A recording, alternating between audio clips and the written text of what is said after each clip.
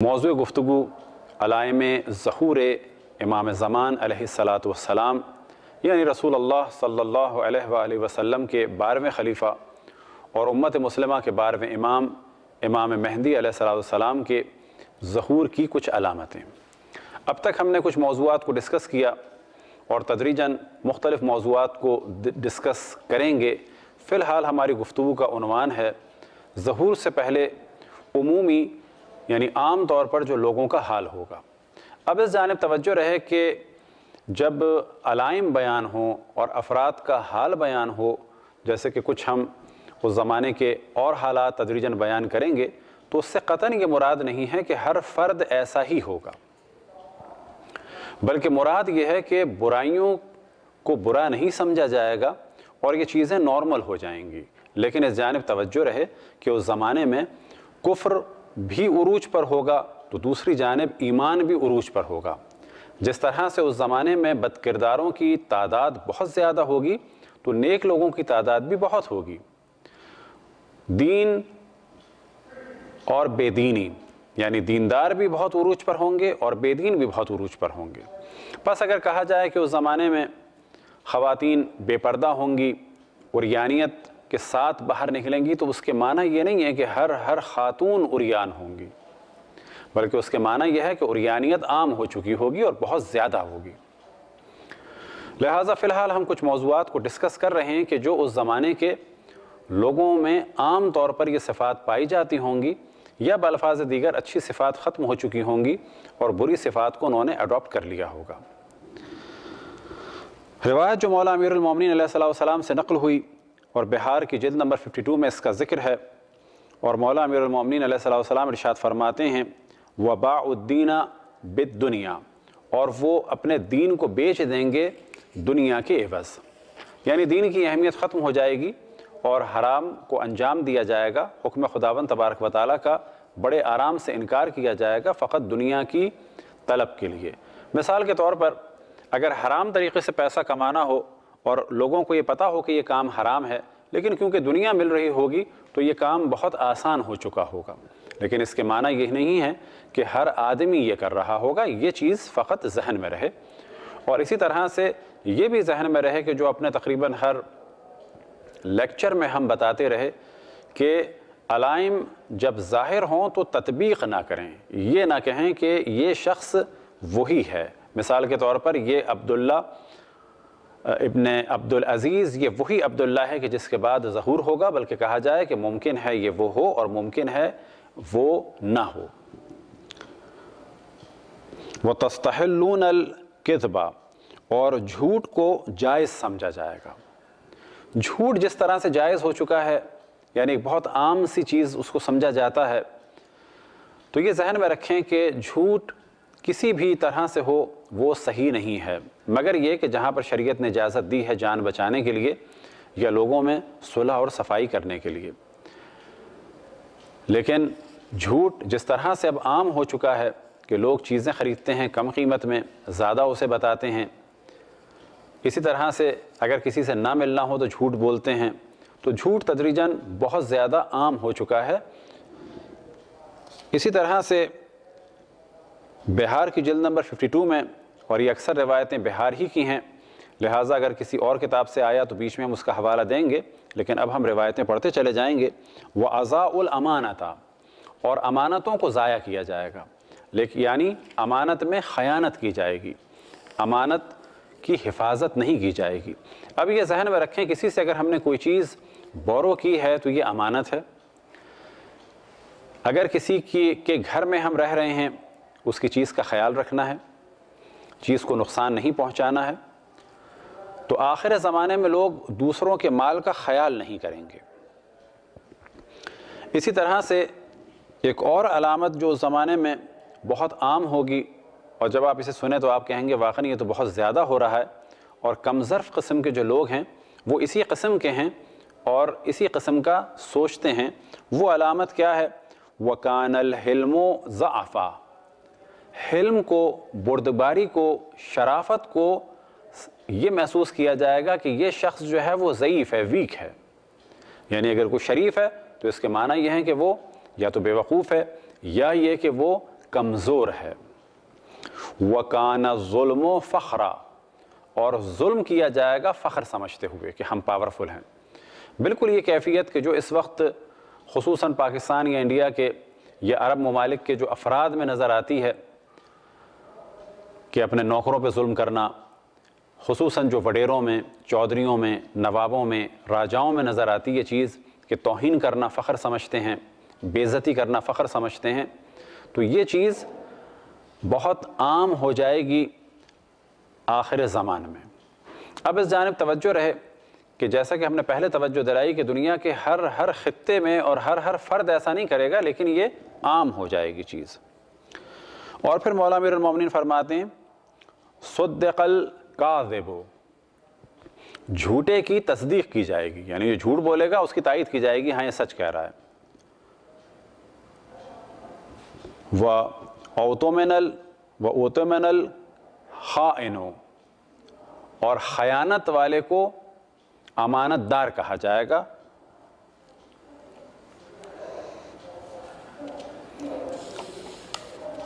وَرَأَيْتَ الْجَارَ يُؤْذِيَ جَارَهُ، اور تم دیکھو گے کہ پڑوسی کو اذیت دے گا اور کوئی اسے روکنے والا نہیں ہوگا۔ لَيْسَ لَهُ مَانِعٌ، پڑوسی کو اذیت دے گا اور کوئی روکنے والا نہیں ہوگا۔ وَرَأَيْتَ الْجَارَ يُكَرِّمُ الْجَارَ خَوْفًا مِنْ لِسَانِهِ، یہ روایت کافی میں نقل ہوئی، بہار میں بھی نقل ہوئی کہ تم دیکھو گے کہ پڑوسی کا احترام کرے گا، کس وجہ سے؟ کیونکہ اس کی زبان کی خوف کی وجہ سے۔ پڑوسی کا احترام نہیں کرے گا، بلکہ احترام کرے گا کس وجہ سے؟ دوسرے پڑوسی کی زبان کی وجہ سے۔ اسی طرح سے آخر زمانے میں طلاق کا ریشو بہت زیادہ بڑھ جائے گا۔ ایک روایت جو رسول اللہ صلی اللہ علیہ وسلم سے نقل ہوئی، اور اس روایت کو تفصیل کے ساتھ وسائل الشیعہ میں بھی بیان کیا، اور اسی طرح یہ روایت بہار میں بھی نقل ہوئی، اور اس روایت کو انشاءاللہ ہم بعد میں بھی نقل کریں گے۔ خاص موضوع ہے آخر زمان کی خواتین کے بارے میں۔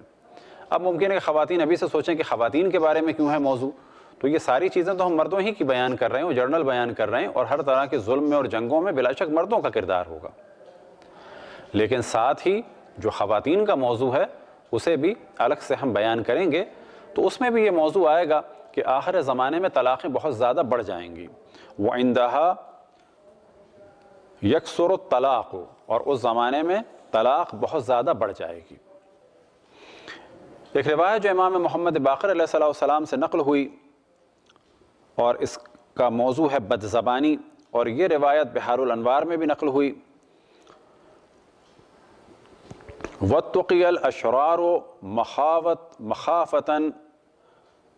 مَخَافَةَ الْأَلْسِنَتِهِمْ، اور ڈرا جائے گا اشرار سے، یعنی شریر لوگوں سے ڈرا جائے گا ان کی زبان کی خوف کی وجہ سے۔ لوگ ڈریں گے ان سے، کیوں ڈریں گے؟ ان کی زبان کی خوف کی وجہ سے، ان کے فتنے کی وجہ سے۔ اور فاجر سے ڈرا جائے گا، وَاتُّقِيَ الْفَاجِرُ مَخَافَةَ شَرِّهِ، اور فاجر سے ڈرا جائے گا، ایک گناہگار سے ڈرا جائے گا اس کے شر کی وجہ سے، لوگ اس سے ڈریں گے اس کے شر کی وجہ سے۔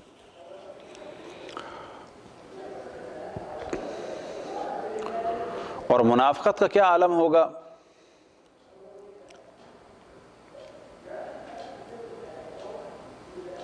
وَلَبِسُ جُلُودَ الظَّانَّ عَلَى قُلُوبِ الذِّئَابِ،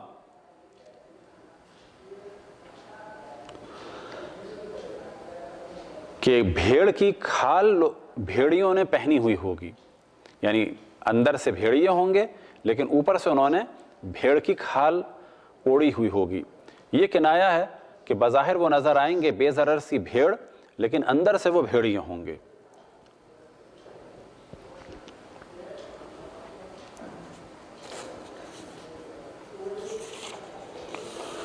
گواہیوں کا اور عدالت کے بارے میں جو روایتیں نقل ہوئیں، یہ روایت نقل ہوئی امام محمد باقر علیہ السلام سے بحار الانوار میں جلد نمبر 52 میں، وَشَہَادَاتُ الزُّورِ، اور جھوٹی گواہیوں کا بہت زور ہوگا۔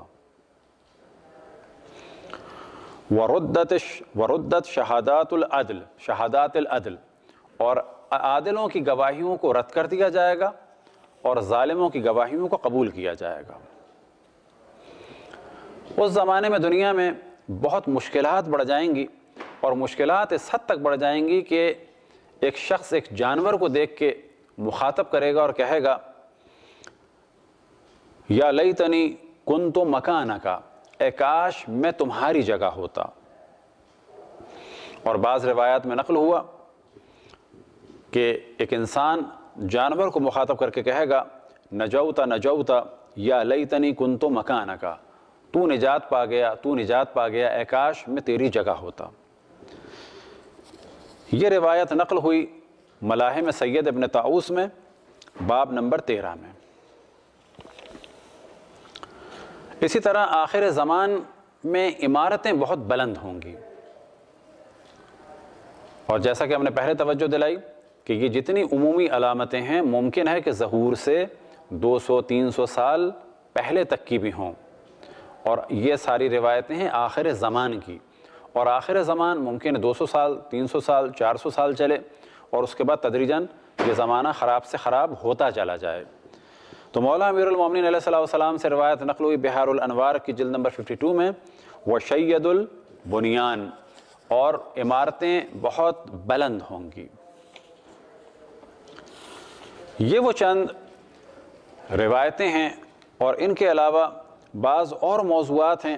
مثال کے طور پر صدقے کے بارے میں جو روایتیں بیان ہوئیں کہ جن سے پتہ چلے گا کہ آج کل کی ویلفیئر کے بارے میں جو روایتوں میں ائمہ علیہم السلام نے توجہ دلائی کہ جو آج کل نظر آتا ہے کہ صدقہ دیا جاتا ہے شہرت کے لیے، ادارے بنائے جاتے ہیں خرد برد کے لیے اور مال کے لیے اور خود نمائی کے لیے۔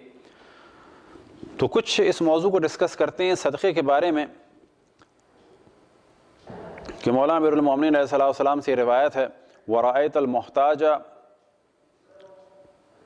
يُعْطَ عَلَى الضَّحْكِ بِهِ، کہ تم دیکھو گے کہ محتاج کو دیا جائے گا اس کی ہنسی اڑانے کے لیے، اس کا مذاق اڑانے کے لیے۔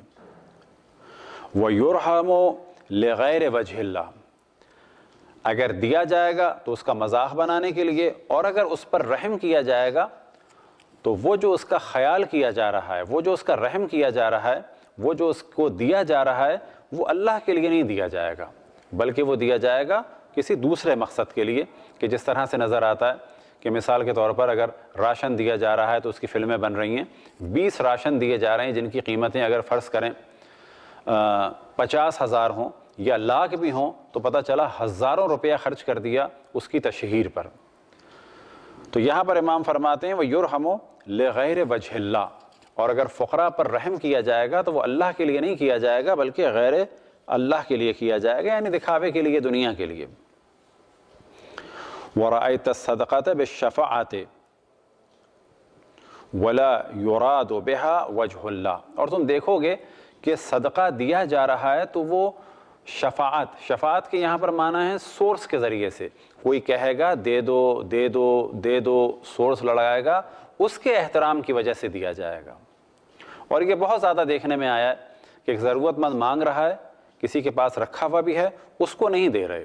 ہاں ایک دفعہ ایسا ہو سکتا ہے کہ ضرورت مند کے بارے میں ہم نہ جانتے ہوں اور آپ کے کہنے کی وجہ سے اس کو دے دیں، تو یہ اور بات ہے، لیکن ضرورت مند کو ہم جانتے ہیں اور ہم یہ بھی جانتے ہیں کہ اس کو ضرورت ہے، اور ہم یہ بھی جانتے ہیں کہ یہ اہل ہے، لیکن اس کو ہم نہیں دے رہے، اس کو ہم دے رہے ہیں آپ کے تعلقات کی وجہ سے، کہ اس کو دینے کی وجہ سے آپ سے ہمارے تعلقات اچھے ہو جائیں، کیونکہ آپ نے کہا ہے کہ اس کو دے دو، تو ہم اس وجہ سے دے رہے ہیں کہ آپ سے تعلقات اچھے ہو جائیں اور ہم یہ کہیں کہ ہم نے آپ کی بات مانی اور اس شخص کو اتنا دیا۔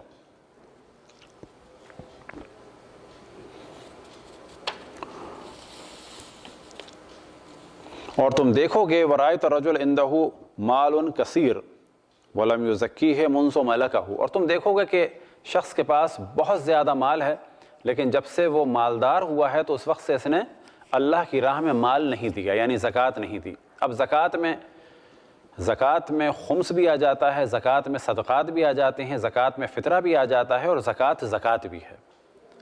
جب لفظ زکوٰۃ کہا جائے تو اس سے مراد ہے اللہ کی راہ میں مال دینا۔ تو روایت میں نقل ہوا کہ تم دیکھو گے کہ شخص مالدار ہے لیکن اس نے کبھی بھی اللہ کی راہ میں مال نہیں دیا، لیکن اگر دیا تو بعض لوگ تو بلا شک دیتے ہیں اللہ کی راہ میں، اور بعض لوگ دیتے ہیں فقط تعلقات کی بنیاد پر۔ یہ تھی چند اس زمانے کی علامتیں۔ اسی طرح سے پھر ہم توجہ دلائیں کہ یہ وہ علامتیں نہیں ہیں کہ جن کے بارے میں یہ کہا جائے کہ یہ بالکل ظہور سے پہلے کی علامتیں ہیں، یہ 200 سال، 300 سال اور 400 سال تک چل سکتی ہیں۔ اسی طرح سے روایتوں میں نقل ہوا کہ آخر زمانے میں کچھ لوگ مسخ ہو جائیں گے۔ مسخ لقوم من اہل البدع، یعنی تم دیکھو گے کہ کچھ گناہگار مسخ ہو جائیں گے، اور مسخ ہو کے کیا بن جائیں گے؟ بندر اور سور بن جائیں گے۔ یہ روایت نقل ہوئی ارشاد شیخ مفید میں۔